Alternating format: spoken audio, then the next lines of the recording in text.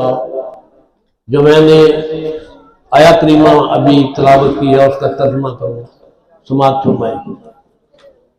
اللہ تعالیٰ ارشاد فرماتے ہیں کچھ کہہ دیجئے کیا حال یستوی الذین یعلمون والذین لا یعلمون، کیا جاننے والے اور نہ جاننے والے برابر ہو سکتے ہیں؟ اور ایک جگہ پہ اللہ تعالیٰ نے ارشاد فرمایا کیا بینا دیکھنے والے اور اندھے لوگ برابر ہو سکتے ہیں؟ جس لیے ایک مثال سمجھانے کا طریقہ بتایا ہے کہ کوئی چیز جاننے والا بندہ اور جو کچھ وہ چیز کے بارے میں علم نہ رکھنے والا برابر نہیں ہو سکتے ہیں۔ اب اسی طرح جو قرآن پاک ایک منبع علم ہے، علم کا خزانہ ہے، کائنات کی ہر چیز کا علم قرآن پاک میں موجود ہے۔ سائنس نکلی ہے تو علم قرآن پاک سے نکلی ہے، نباتات کا علم ہے، حیوانات کا علم ہے، جمادات کا علم ہے، تمام تر خزانوں کا علم ہے، دنیا کا علم ہے، آخرت کا علم ہے، نزع کا علم ہے، برزخ کا علم ہے، چاند ستاروں کا علم ہے، سمندروں کا علم ہے، خوشیوں کا علم ہے، تمام تر علوم جتنے بھی ہیں وہ سارے کے سارے قرآن پاک سے نکلے ہیں۔ اب جو قرآن پاک اتنی اعلیٰ نعمت ہے جو اللہ تعالیٰ نے مسلمانوں کو عطا فرمائی ہے، یہ الہامی کتابوں آسمانی کتابوں میں آخری کتاب ہے جس کے بارے میں نبی صلی اللہ علیہ وسلم نے ارشاد فرمایا، نبی پاک صلی اللہ علیہ وسلم نے ارشاد فرمایا، حدیث پاک کا مفہوم ہے، دوسری پڑھیے گا،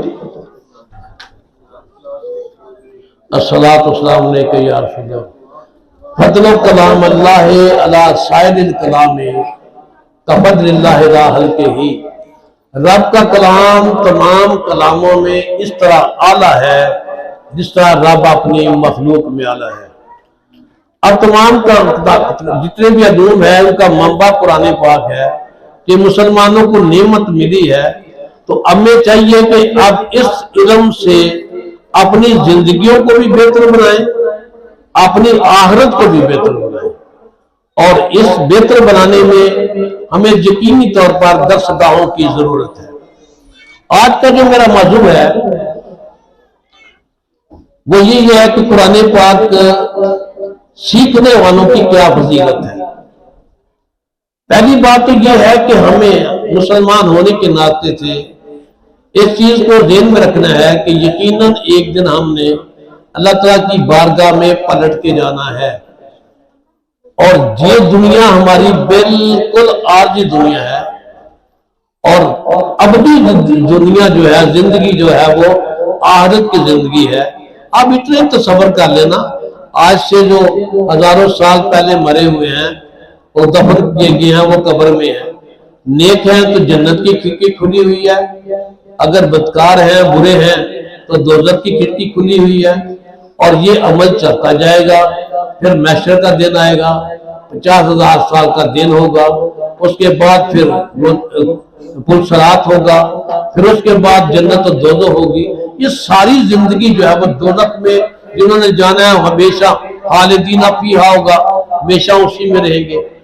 اب ہمیشہ کی زندگی اس کو کامیاب بنانے کے لیے، بہتر زندگی رہنے کے لیے اللہ تعالیٰ کی بارگاہ سے اس کے لیے یہ ہے کہ ہمیں بہتر کام کرنے ہیں۔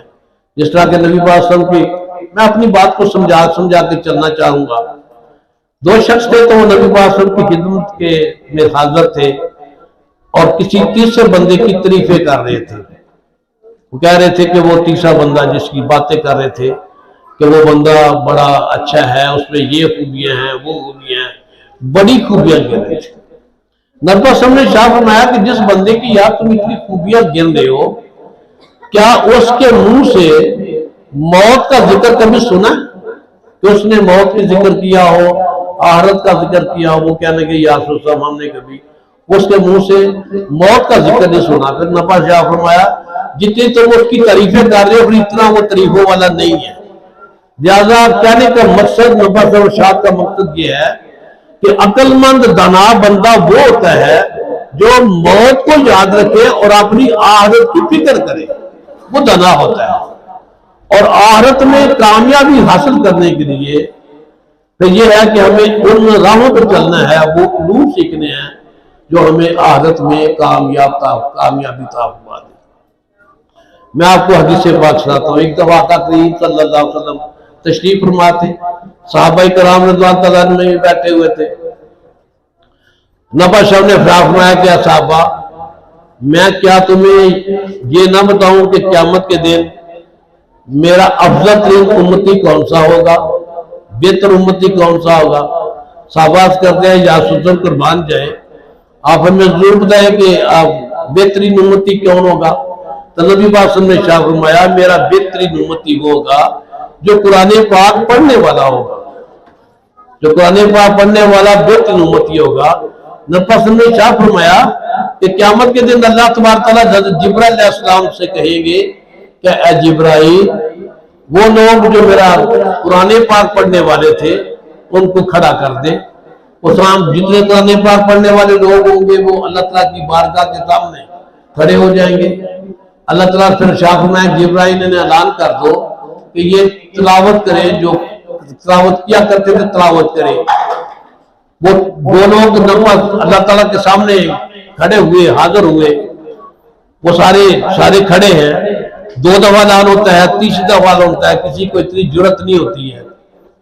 حضرت داؤد علیہ السلام کھڑے ہو جاتے ہیں اور وہ پھر اللہ تبارک تعالیٰ ان لوگوں کو جنہوں نے کھڑے ہوئے تھے اپنے الہام کے ذریعے یہ طاقت عطا فرماتا ہے اور وہ لوگ سبھی تلاوت کرتے ہیں، اپنی تلاوت کرتے ہیں۔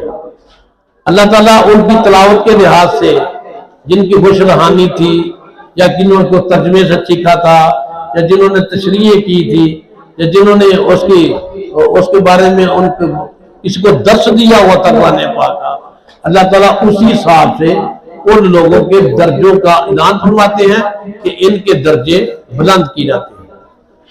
پھر اللہ تبارک تعالیٰ یہ ارشاد فرمائیں گے کہ اے تلاوت کرنے والوں کیا تم ان لوگوں کو جانتے ہو جنہوں نے اس علم کے سکھانے میں تمہارے ساتھ نیکیاں کی ہیں، بھلائی کی ہے، مدد کی ہے، احسان کیا ہے؟ کیا تم ان لوگوں کو پہچان لو گے؟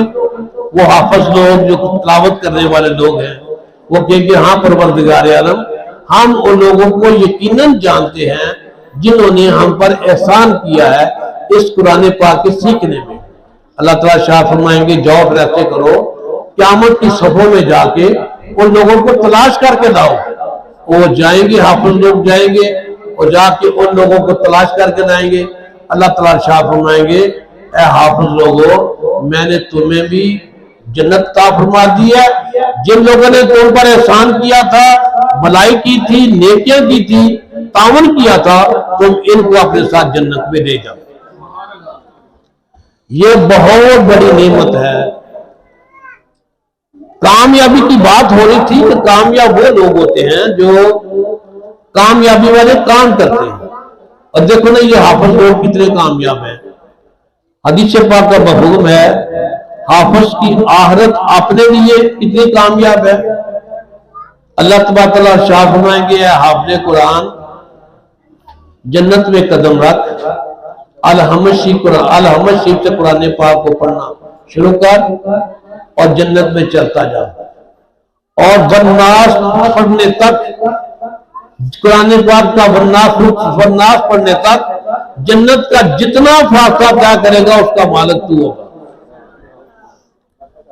یہ حافظ ہے جس نے قرآن پاک محبت سے پڑھا، باعمل تھا، اس کے لیے کتنا فائدہ ہے۔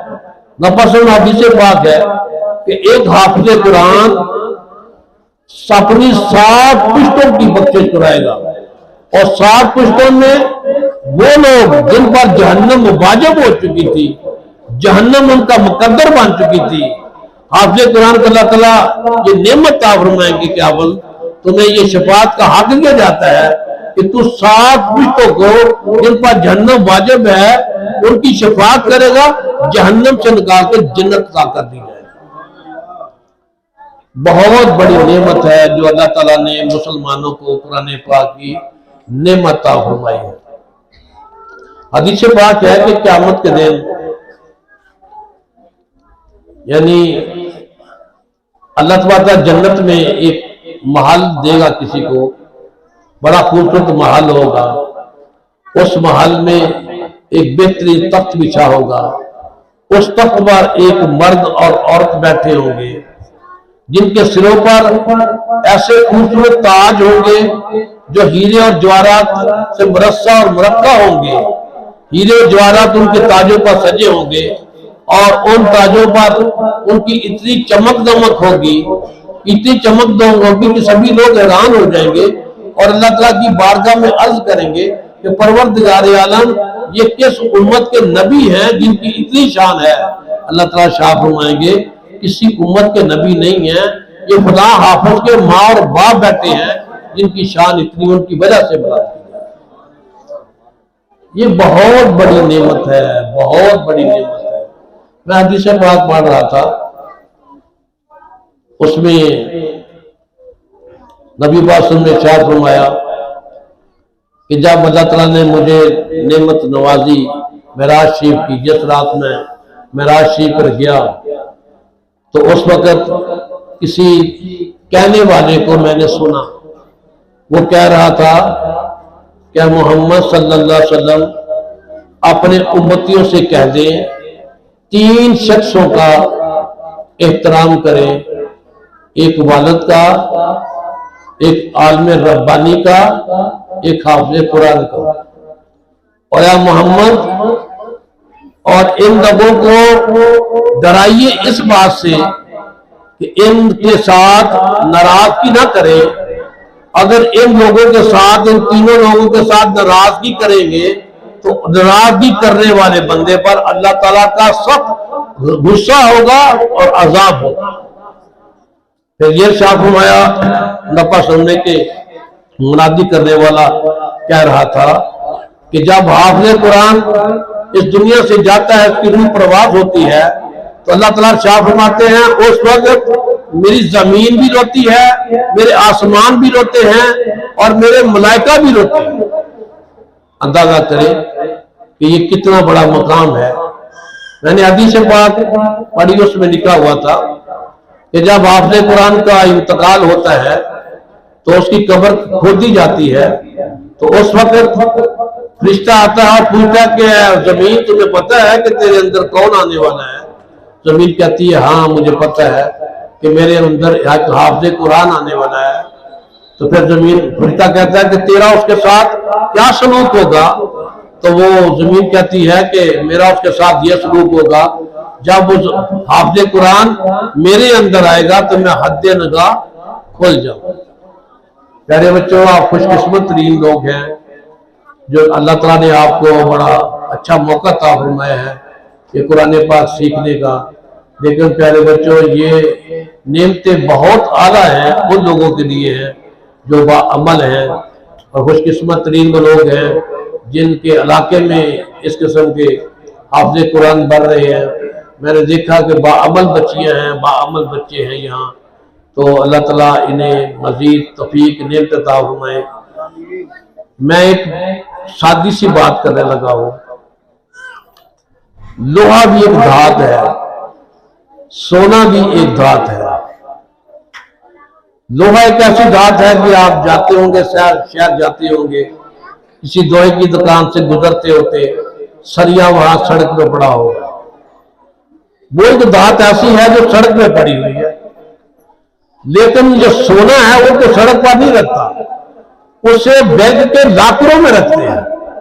ये जो बच्चे कुरान पाक हिफ्ज़ कर रहे हैं, ये कीमती चीज है, ये आम चीज नहीं है, ये कीमती चीज हम सिखाने वाले हैं। लेकिन कभी ऐसा अल्लाह ताला माफी ताफरम हुआ नहीं है कि जब बच्चे आपसे कुरान बैठे हो, मैं कभी पसंद नहीं करता कि मेरी पुश्त भी उन पर चले जाए या मेरे पांव भी उनकी तरफ चले जाए।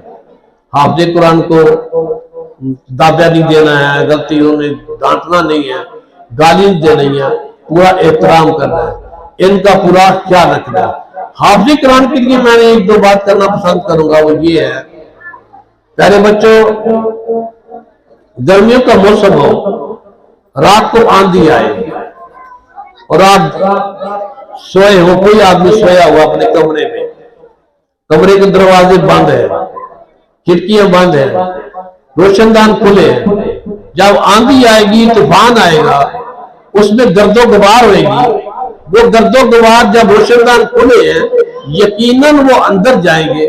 جب اندر جائیں گے تو آپ جب صبح اٹھیں گے آپ کے چہروں پر بھی مٹی ہوگی, آپ کے لباس پر بھی مٹی ہوگی, آپ کے کمرے میں بھی مٹی ہوگی. وہ مٹی کہاں سے آئی؟ وہ ان روشن دانوں سے آئی جو کھلے ہوئے تھے. اگر روشن دانوں کو بند کیا ہوتا تو اندر مٹی نہ ہوتی. اللہ تعالیٰ نے یہ بلڈنگ بنائی ہے انسان کی, اس کے بھی یہ دو روشن دان ہیں. اگر ان روشن دانوں پہ کنٹرول نہ کیا جائے گا تو پھر اندر مٹی جائے گی. پیارے بچوں, اس باتوں کو دھیان سے رکھنا ہے اور اپنی زندگی کا ایک اصول بنا لینا ہے. سارے ماشاءاللہ یہاں 250 بچہ پڑھ رہا ہے, اب سارے حافظ قرآن بچے ہیں. تو وہ بات یہ ہے کہ دو متضاد چیزیں اکٹھی نہیں ہوتی ہیں. اگر کسی جگہ پہ گندگی ہے ہم یہ نہیں کہہ سکتے ہیں کہ یہاں صفائی ہے, وہاں تو گندگی ہے. جب صفائی کر دیں گے گندگی ختم ہو جائے گی. اگر کسی جگہ پہ اندھیرا ہے وہاں بلب جگا دیں گے تو روشنی ہو جائے گی, اندھیرا ختم ہو جائے گا. قرآن پاک ایک نور ہے, قرآن پاک پاکیزگی ہے. اگر اندر قرآن پاک ہے, اس کا نور ہے, اس کی پاکیزگی ہے, باہر کی گندگی اندر جائے گی, زبان کی گندگی جائے گی, آنکھوں کی گندگی جائے گی, کانوں نے غلط سن لیا ہے تو وہ نور بھی ختم ہو جائے گا اور وہ پاکیزگی بھی ختم ہو جائے گی. زیادہ پیارے بچوں, آپ نے اس چیز کو ذہن میں رکھنا ہے. اللہ تعالیٰ نے جو ارشاد فرمایا ہے, یا محمد صلی اللہ علیہ وسلم, ہم نے حافظوں کو دنیا اور دنیا والوں کے لیے عزت ہم نے حافظوں کو دنیا میں اس لیے بھیجا ہے تاکہ دنیا والوں کو عزت دے سکے, احترام دے سکے. اور اللہ تعالیٰ نے ارشاد فرمایا کہ اگر ہم حافظوں کے سینوں میں قرآن نہ رکھتے تو قسم ہے خدا کی ہم ساری دنیا کو ہلاک کر دیتے. ہم نے ان حافظوں کے سینے میں تلاوت قرآن پاک رکھا ہے اور اس کی برکت سے اس دنیا کا وجود ہے.